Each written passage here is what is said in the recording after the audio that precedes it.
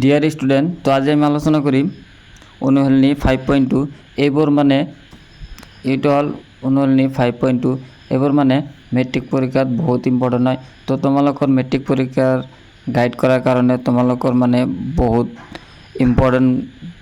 Important video' মই upload কৰিছোঁ। যদি তোমালোকে এতিয়ালৈকে চোৱা নাই তোমালোকে গৈ চাই আহিবা।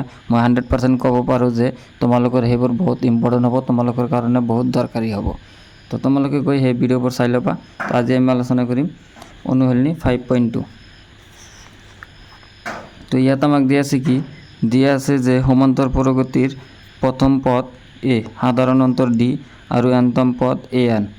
তলৰ তালিকাখনৰ খালী ঠাইসমূহ পূৰণ কৰা। তো ইয়াত মানে দিয়া আছে কি, ইয়াত কি কৈছে খালী ঠাই দিয়া আছে, খালী ঠাইবোৰ আমাক পূৰণ কৰিব দিছে। এইটো খালী ঠাই আছে, ইয়াত খালী আছে, ইয়াত খালী আছে, তো এইবোৰ আমাক পূৰণ কৰিব দিছে। তো এইটো কি হ'ল সমান্তর প্রগতি। তো সমান্তর প্রগতির তোমালোকে এটা সূত্র জানা যে A N equal A plus n minus 1 into D. ঠিক আছে, এইটো একটা সূত্র আছে। তো আমি এই গোটেইখিনি এই সূত্র দি কৰিম। ঠিক আছে, তো প্ৰথমে আমাক কি দিয়া আছে, প্ৰথমে আমি এক নম্বৰটো কৰিম। এক নম্বৰ ইয়াৰ দ্বাৰা প্ৰথম পদ এ আমাক কি দিয়া আছে, এ ইকুৱেল 7, ডি ইকুৱেল দিয়া আছে কিমান 3 আৰু এন মানে কিমানতম পদ 8, এনৰ মান দিয়া আছে 8। তো এটা আমি সমাধান কৰিলে আমাৰ কি হ'ব, আমাক কি বাহিৰ কৰিব দিছে এ এন। ঠিক আছে, এইটোৰ মান আমাক বাহিৰ কৰিব দিছে, এইখিনি আমাৰ দিয়া আছে। তো এইটো সহজ হ'ব একেবাৰে। এ এন ইকুৱেল কি হ'ব, a plus n minus 1 into d. এর মান কিমান দিয়া আছে 7 প্লাস এনৰ মান কিমান দিয়া আছে 8 মাইনাস 1 ইন্টু ডি, ডিৰ মান কিমান দিয়া আছে 3। তো এটা সমাধান কৰিলে কি হ'ব, ইয়াত 7 প্লাস ইয়াত 8-ৰ পৰা 1 গ'লে কিমান থাকিব 7 ইন্টু ইয়াত আছে কিমান 3। তো এইটো কিমান হ'ব 7 প্লাস 7-ৰ লগত 3 পূৰণ কৰিলে কিমান হ'ব 21। তো এইটো কিমান হ'ব আমাৰ 28। ঠিক আছে, 28 এইটো এনসার। তো আমার ইয়াত খালী ঠাইত কি হ'ব, ইয়াত খালী ঠাইত কিমান হ'ব 28। ঠিক আছে, তো ভিডিওটা ভালো লাগিলে এটা লাইক করে দিবা, কারণ তোমালোকের কারণে মই ইমান কষ্ট করে ভিডিও বানাও, তোমালোকে চোৱা ঠিকই, সাবস্ক্ৰাইব নকৰা, সাবস্ক্ৰাইব কৰা তো বাদই দিয়া, তোমালোকে ভিডিওতে এটা লাইক কৰে দিবা কমসে কম। এতিয়া আমি 2 নম্বৰটো কৰিম। 2 নম্বৰত কি দিয়া আছে, এর মান দিয়া আছে কিমান ইকুয়াল মাইনাস 18। ডির মানটা আমার নাই, ডির মানটা আমাক ওলাব দিছে ডি ইকুয়াল হট, ডির মান আমার বাইর কৰিব লাগে। আৰু এনৰ মান কিমান দিয়া আছে, এন ইকুয়াল 10 আৰু ইয়াত এনৰ মান দিয়া আছে কিমান 0, এন ইকুয়াল 0। ঠিক আছে, তো এটা আমি সূত্র বহাম। এইটো সূত্র আমি এতিয়া এনেকৈ লিখিম, a plus n minus 1 into d equal a n. এনটা আমি পিছত দিছো কারণ এইটো 0 আছে, এইটো বহাম। তো এটা আমার এর মান কিমান দিয়া আছে -18 প্লাস এনৰ মান দিয়া আছে কিমান 10, 10-ৰ পৰা 1 গ'লে কিমান হ'ব 9। মই ইয়াত ডাইৰেক্ট বহাই দিছো 9। আৰু ডিৰ মান কিমান দিয়া আছে, আমাৰ ডিৰ মান বাইৰ কৰিব লাগে, তেনেহ'লে 90 ইকুৱেল এইটোৰ মান কিমান দিয়া আছে 0। তো এটা আমাৰ কি হ'ব 9d, এইফালে থাকিব ইয়াত 18টো কি আছে মাইনাস, সমান চিহ্নৰ সফালে কি হ'ব প্লাস। তো ইয়াত হ'ব 18, এতিকে আমাৰ d ইকুৱেল কিমান হ'ব 18/9 ইকুৱেল 2। তো আমি ডিৰ মান কিমান পাইছোঁ, ইয়াত 2 পালোঁ। তো ডিৰ মান হ'ব 2। ঠিক আছে, ডিৰ মান 2। তো এতিয়া আমাক চোৱা কোনটো দি আছে 3 নম্বৰ। 3 নম্বৰত আমাক এৰ মান বাইৰ কৰিব লাগে। তো আমাক কোনটো মান দি আছে সেইকেইটা লিখি ল'ম। 3 নম্বৰ এৰ মান নাই, এৰ মান আমাক বাইৰ কৰিব দিছে, এৰ মান নাই। ডি ইকুয়াল -3 এন ইকুৱেল 18 আৰু an ইকুৱেল -5। আমি ইয়াত লিখি লৈছোঁ। এতিয়া সূত্ৰত বহাম। সূত্ৰটো আমাৰ কি দিয়া আছে? a plus an minus 1 into d equal an।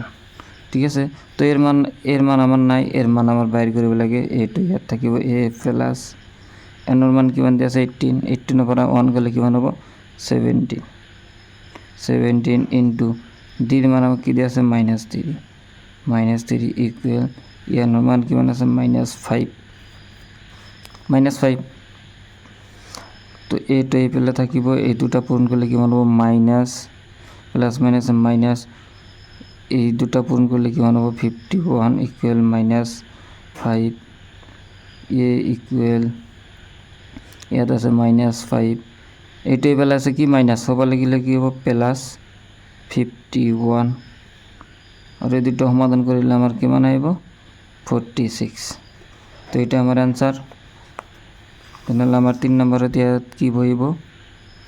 ইয়াত 46 বহিব। ঠিক আছে, তো এটা আমাক 4 নম্বৰ দিয়া আছে। 4 নম্বৰটো আমি কৰিম। ইয়াত আগতে লিখি ল'ম আমি সাইডত আগতে লিখি ল'ম। তো 4 নম্বৰ ইকুৱেল আমাক দিয়া আছে কিমান? -18.9। ডি দিয়া আছে কিমান? ইকুৱেল 2.5। এনৰ মান দিয়া নাই, এন ইকুৱেল হট, আৰু এনৰ মান দিয়া আছে কি? N equal 3.6। তো আমি ইয়াত লিখি লৈছোঁ, এইটো আমি সমাধান কৰিম। এইটো সমাধান কৰিলে কি হ'ব? সূত্ৰটো আগত লিখি ল'ম, an - 1 into D equal an। তো এৰ মান আমাৰ কি দিয়া আছে? -18.9। এনৰ মান আমাক নাই, এনৰ মান বাইৰ কৰিব লাগে। সৰি, ইয়াত প্লাস হ'ব, প্লাস n - 1। ডিৰ মান কিমান দিয়া আছে আমাৰ? 2.5 ইকুৱেল এনৰ মান 3.6 -18.9। ইয়াত চাওক, ইয়াত পূৰণ কৰিলে কি? প্লাছ মাইনাছ সে কি হ'ব? Plus 2.5 n plus minus minus 2.5 equal 3.6। ঠিক আছে, বুজি নাপালে ক'বা, তোমালোকে কমেণ্ট কৰিবা, মই বুজাই দিম আকৌ। তো এইটো হ'ব। তো ইয়াক আমি এতিয়া সমাধান কৰিম। সমাধান কৰিলে আমাৰ কিমান হ'ব? ইয়াত চোৱা, মাইনাছ কিমান আছে? -18.9 আৰু -2.5। তেনেহ'লে কি হ'ব? -21.4। ঠিক আছে, -21.4 প্লাস 2.5 n ইকুৱেল 3.6 হৈছে। তো এতিয়া আমি এইটো এইফালে ৰাখিম, 2.5টো ইয়াত থাকিব, 2.5 n ইকুৱেল 0.6। এইটো এইফালে কি আছে? মাইনাছ এইফালে গ'লে কি হ'ব? প্লাছ হ'লে আমাৰ কিমান হ'ব? 21.4। তো এই দুটা আমি যোগ কৰিলে কিমান হ'ব? এই দুটা আমি যোগ কৰিম, যোগ কৰিলে কিমান হ'ব? 0.4 আৰু ইয়াত হ'ব কিমান? 2, মানে 24 হ'ল টোটেল আমাৰ 24 নহয়, 25 হ'ব, 25। ইয়াত চোৱা, এই দুটা যদি আমি এনেকৈ লিখোঁ, 3.6 আৰু এইটো হ'ব কি? 4.12। তেনেহ'লে এই দুটা যোগ কৰিলে কিমান হ'ব? 10, 10ৰ শূন্য হাতত থাকিলে 1, ইয়াত 4 আৰু হাতৰ আগত 5, ইয়াত হ'ব 2, তো 25 হ'ব, 25। তো এতে n ইকুৱেল আমাৰ কিমান হ'ব? 25/2.5। তো ইয়াক যদি এইটো চোৱা, এটা যদি আমি 10 দি পূৰণ কৰি দিওঁ, মানে ইয়াতে দশমিক টু দি গ'লে ইয়াতে এটা শূন্য আহিব। তো 25 মাজত এবাৰ যাব, ইয়াতে একটা শূন্য আছে 10। এর থেকে n ইকুয়াল আমার কিমান হ'ব? 10। ঠিক আছে এনৰ মান 10 তো এতিয়া আমাৰ এনৰ মান কিমান হ'ব 10 পাইছোঁ এতিয়া আমাৰ লাষ্ট আৰু এটা অংক আছে এইটো কৰিম 5 নম্বৰ এৰ মান দিয়া আছে 3.5 ডিৰ মান দিয়া আছে 0 ডিৰ মান 0 এনৰ মান n equal 105